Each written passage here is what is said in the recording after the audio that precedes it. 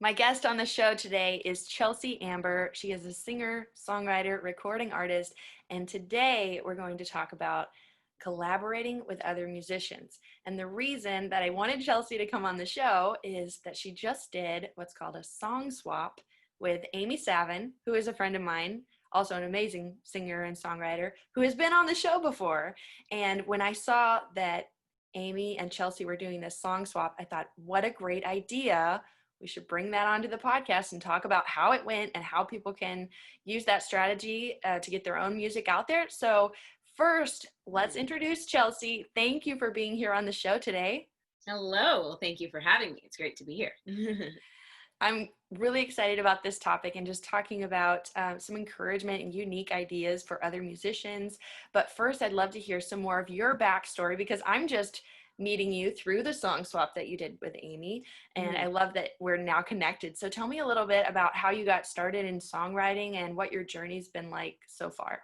Yeah, sure. Well, my big debut as a musician was in my room with my stuffed animals and my Amy Grant cassette tapes. My bed is the stage. And I just always loved songwriting. And so I really started when I was a kid, just writing silly songs about, ooh, who will I marry? Or songs about staying in school.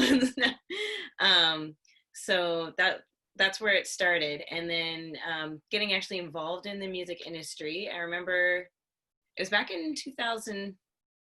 I put my first album out in 2007. So I think it was in 2006. I decided I wanted to start just seeing where music could go. And so I started looking for opportunities to just play. Like if a church was having a coffee house or something, then I would just, show up and do a couple songs or whatever.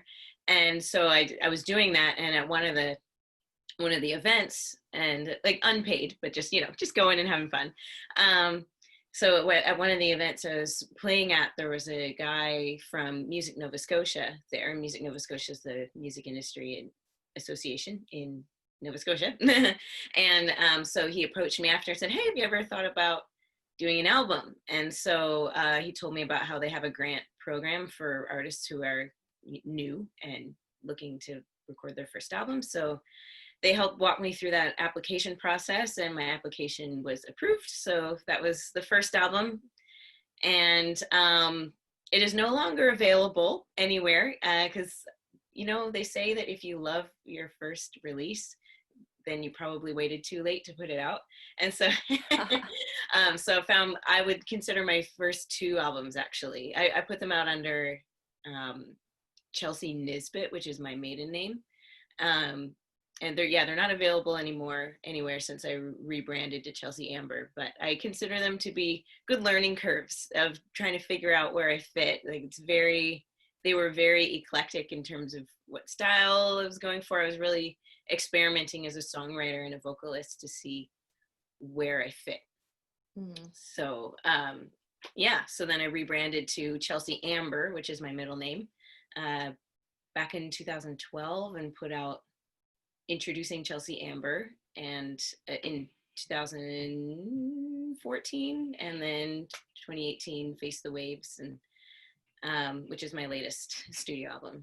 Yeah, so you mentioned rebranding. Let's talk about that for a second, because Sure. When people are changing their name as an artist, that's a big deal, putting out new music or changing to a different type of brand. You're kind of redoing things. Was that when you got married that you changed your name, or was it a different style of music? What changed that for you? So I actually hadn't met my husband yet at that point, but I changed because I was working with there's a guy named Paul Coleman who's down in Nashville. I was working with him. And are you in Nashville? I'm in Nashville. Yeah. Yeah. Okay. Yeah. So I was down there where you are working with Paul Coleman. Do you know Paul? I have heard the name. Heard the name. Yeah. Okay. So he was the one that first suggested that I change to Chelsea Amber, my middle name.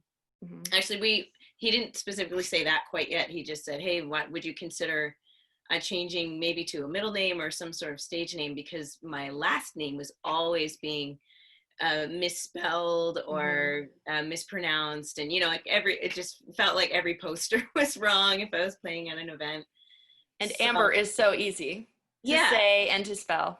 Yeah, so people seem to like it's just people remember it. I've never had someone spell or mispronounce Amber.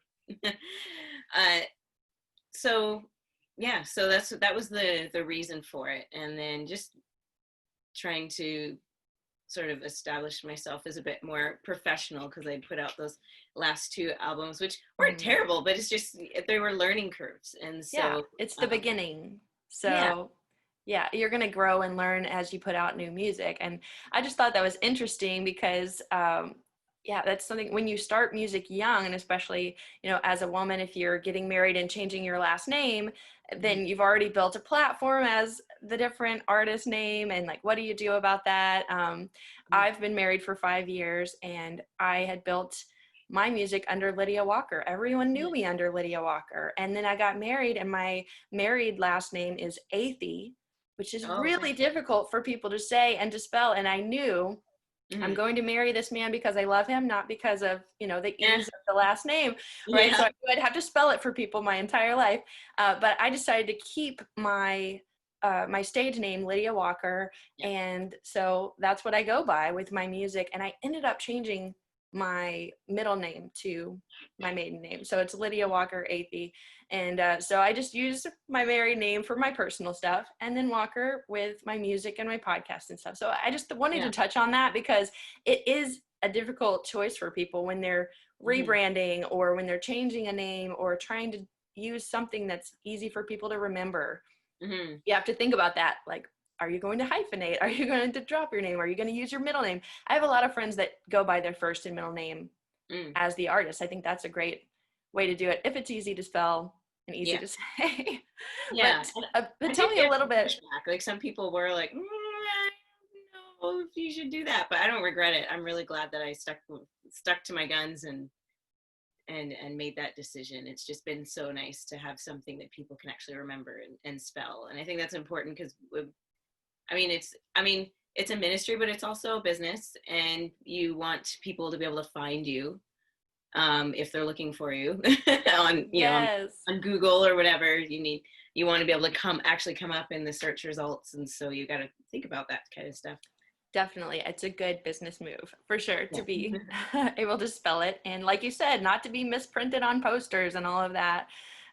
Especially if people are listening to your name, like if they say it on the radio or say it from stage, people know how to spell easily. So tell me a little bit about your new music and where you're at right now with the direction of your style and your songs. Well, I tend to like, let's say I'd like to call it pop soul. So love it. It's pop, but it's a little bit kind of, I don't know what word, like dirtier, I guess. Like it's just not so, maybe gritty. Yes, edgy? That's the word. Yeah, I'm like dirty has other connotations that I'm not meaning, but gritty. Yes, that's a good. I like pop, but with some grit to it, like some soul. Yeah. I don't feel like life is always this pretty kind of tied up package with a bow, and so I don't necessarily like to make music that way because I don't feel like that is a real representation of my life. So so I like things with a little bit of grit to it, a little I write a lot of songs in minor keys. Like this last album, Face the Waves, my producer came to me and was like, you really should write something in a major key, just so the album feels a little bit more kind of balanced. Because I was giving him all these minor songs, because I don't know, I gravitate to minor keys. I gravitate to like 7 chords and major 7th chords. So well, they're so great at conveying emotion, and with major keys it does have such a happy sound that throwing in a minor there can really give it some weight and some depth. So I love the minor keys as well, and 7ths. I opt for 7ths vocally too. So I totally get what you're saying. And with your new project, you have a song coming out that is out called Face the Waves. It's one that you wrote, and you play guitar, right? I saw you play guitar in some of your YouTube videos, which is exciting. I love playing guitar. Awesome. And so I appreciated your your instruments and just the lyrics too as a writer. Beautiful song. But this song was one that you did a song swap with Amy Savin, who's another artist, but you have similar, vocal styles and similar songwriting. You're both Christian artists. And so I think that's really interesting to find someone that is similar enough to do a song swap. So was that your idea, her idea? How did that come together? So I sent her a message. I came across, it was, okay, when COVID first kind of blew up, people were starting to put out videos where it was, two people in their own separate homes, but doing the social distance version of collaborating. Exactly. And so, so I sent a message to Amy and said, hey, what if we do something like this? And then later on, we weren't ready to do it quite yet. And then later on, I thought, well, maybe it might be just easier if we just cover each other's songs. And so I sent her a message and said, or we could do this idea if you want to do that. And she was like, oh yeah, I love that. So we each picked a song off of each other's latest album and learned it and played it, put it up on YouTube, and promoted each other on our social media. And it was a lot of fun working with Amy. I think she's an amazing musician, an amazing person, and like just like the whole package. She's awesome. And Agreed. So so it's nice to be able to introduce my listeners and YouTube subscribers to her stuff too, because I know that they were blessed by her ministry. So awesome. I love how it turned out. I love both of your versions of each other's songs. I think you made it your own and it sounds amazing. I want to send everybody to your YouTube channel to watch it. So Chelsea covered Amy's song called Unveiled, and then Amy covered Chelsea's song called Face the Wave. So you can go and watch both of those. And I think it's a great idea for musicians to work together, and to do a song swap and sing someone else's song as a cover is a really cool idea. So I want to send people, go watch Chelsea's video and subscribe to her on YouTube. I saw at the time we're recording this, you are getting really close to 1,000 subscribers. So let's see if we can get you to the 1,000 mark. That's exciting. That's a big deal, and that would really help her channel too. So let's go and support and listen to that great music that we're talking about, and also, see it as an example. If the musicians who are listening are interested in doing that, but wondering like how that even works, I think it's a great example of working together. So how would you encourage musicians who are wanting to collaborate, wanting to reach out, but maybe not sure how to go about it? I'd say the best place to start is with somebody who you're kind of at similar levels in your career. Like I where I'm at in my career, I wouldn't be able to, I think, reach out to like Lauren Daigle and say, hey, let's swap songs, because we're, she's she's much further ahead in her career than I am. So I would say, like, look for people who are kind of at a similar spot, and that you can support each other, because then it's kind of mutually beneficial. It's not like one person benefits and one doesn't kind of thing. You're both supporting each other. And it's always good to partner with someone that you just really believe in, and are excited. Like, don't fake it. Huh? Don't fake it, right? Yeah. Find somebody that you actually like their music. The whole kind of networking side of the industry where it feels like people are only your friends so they can get something out of you. I'm not a fan of that. And so, people see through that. Yeah. Right away. Like, be real, be a friend, like, and so, and after that, you just reach out to the person. And I mean, the worst that can happen is they can say no, or not this time. But I think it's, and we decided kind of when we would release it, like the same date, so that, people could go from one video to the other.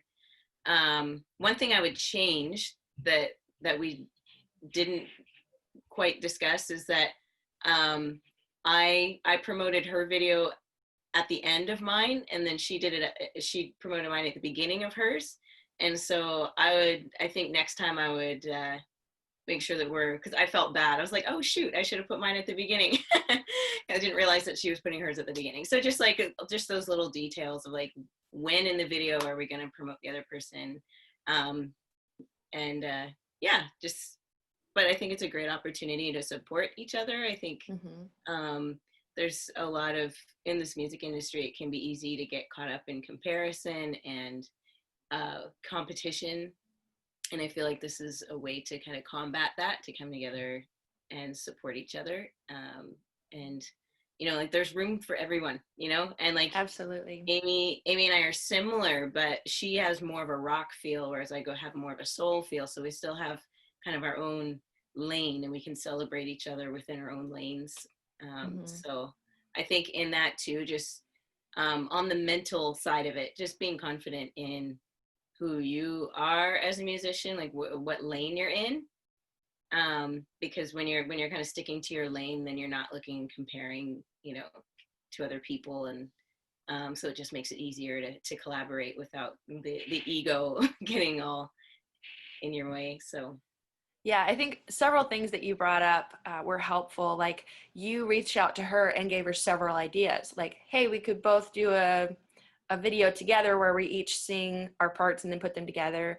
Or we could do each other's songs. And so you had a few different ideas to reach out and say, hey, would this be a good fit? Or what do you think about this? And so you are collaborating, you're coming up with the ideas together. And then afterwards too, even just the feedback of, hey, we can talk through what day we're releasing it, if we're releasing it on the same day, what we're going to say about it, if we're going to introduce it in the beginning or the end or both, if you're going to put the link in the description. Like those little things are really helpful in the planning process. And I think that can be scary for someone who hasn't reached out yet to maybe think, well, I don't have it all planned out, so I shouldn't reach out first. But that's some things that you can work out together. And even learn from. I mean, we're not going to do it perfect the first time, right? Because we're learning, and especially on YouTube, there's a whole way of doing things on YouTube. And like you said, you mentioned, you know, promoting the other video at the beginning. That could be really helpful next time, you know, because a lot of people will click on a video and see the beginning, but they might not make it to the end when you say, go to this other person's video. So that is a good tip for someone, that it's helpful to mention at the beginning who you are or what you're doing, or that you are collaborating, because more people are listening at the beginning than at the end. And then so also on YouTube, YouTube is a visual platform. It is a place that people are looking for music. And even if you were doing covers of someone else's song, maybe not a song swap, but you're doing a cover of someone's song, I think it is helpful to look for those artists that are similar to you. Like you said, you mentioned Lauren Daigle, for example. If you covered her song, you could still make it your own, and it's still in a similar enough genre to where fans of her songs will be fans of your songs. And so I think that's a great point to bring up, because you're not trying to be like some other genre, because even if those fans found you, if they don't relate to your genre, it's not really helping your career or building your audience. So you brought up several things that I just wanted to flesh out a little more, because as creators and as musicians that want to build an audience, I think it's important to stay in our lane and to know, okay, this is my style and I'll make it my own. But it helps to be strategic in that and have some kind of plan, even though we don't have to have every single detail planned out.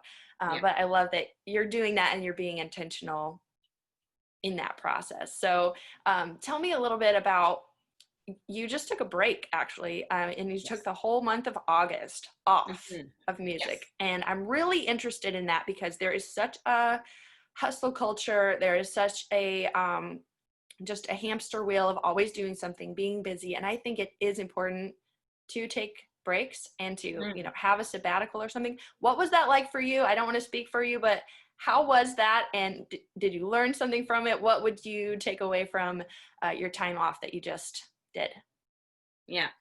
So there is a hustle culture, and there's a little bit of like FOMO, you know, going off. So I deleted all the social media off my phone for the month of August, and there's a couple things that I couldn't stop doing. So I had to, one thing in particular, there's somebody that I just do a little bit of part-time work for their music business, and so I couldn't stop that. But that was only, I mean, it was such a small task each day that it wasn't a big deal. But I didn't sing, or like do any vocal training. I didn't pick up the guitar. I deleted all the social media. So that was actually really nice to have some brain space. And I'm really bad at sitting still. So usually when I stop doing my normal things and I start getting ideas. Yeah. And so like when I have free time, one of the things I like to do is look up other female guitar players just for inspiration and for some find some role models. So I'll usually find videos from like Bonnie Raitt or Susan Tedeschi or Sister Rosetta Tharpe or something like that to watch. And I find whenever I try to look for female guitar players in the Christian industry, like current ones, Sister Rosetta Tharpe, from decades ago, she's awesome. Amazing. But, yeah. But when I try to look up, people who are current in the Christian music industry specifically, it seems to like come up empty. So while I was off for the month, I started dreaming of how I could kind of bring together Christian women who maybe want to start playing in their worship band or want to start learning the guitar to write a song, or maybe they're more established and just, looking to connect with others. So I started dreaming of how I could, kind of create what I've been looking for. Yes, I love that.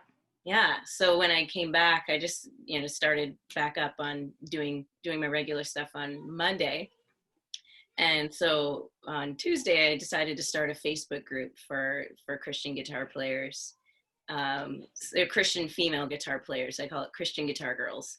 So Christian Guitar Girls. Awesome. We will link to that because that's really exciting. I want anyone who's listening to be able to join in if that's a good fit for them, because I love that you brought up like you had time to think and to really dream towards what's next and how can I be helpful to other people, and creating enough space to think through that and then come back with the fresh energy to create something. So tell me again how people can find that and join the group.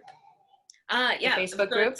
It's a Facebook group. It's called Christian Guitar Girls. I made a Facebook page too, so that if there's any men or anybody who wants to support but isn't a woman, then they can still kind of follow us. But I decided to buy the URL christianguitargirls.com. So awesome. Very smart.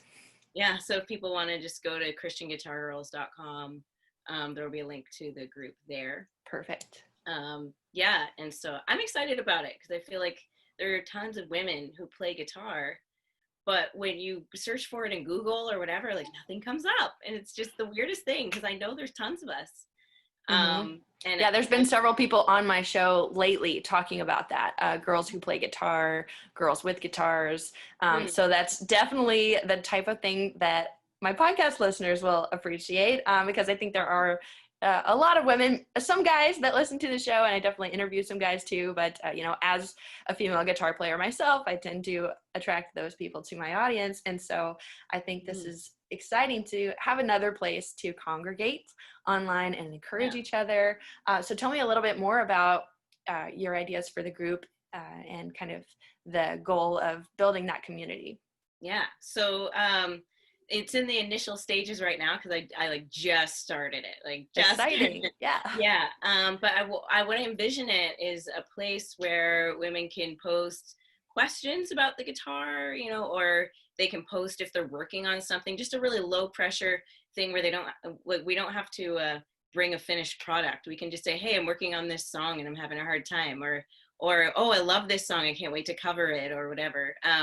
If there are established artists in the group, then they can talk about songs they're working on writing, or if there are people who are just starting out, that are just playing their first G chord, then we can celebrate with them that they just learned their first chord. Yes. So it's open to all ages and all skill levels, and I would love to eventually start something start a YouTube channel or something where I can maybe interview the members of the group, like not just the professional musicians, but maybe some of the members who are just starting out, talking about why they started to pick up the guitar and stuff like that. Just something to support the community and like create the role models that I've been looking for.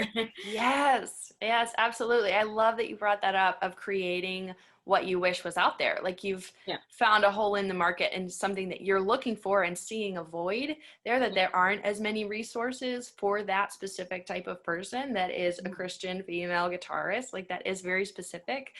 So I love that you're filling the need and being that encouragement to other people.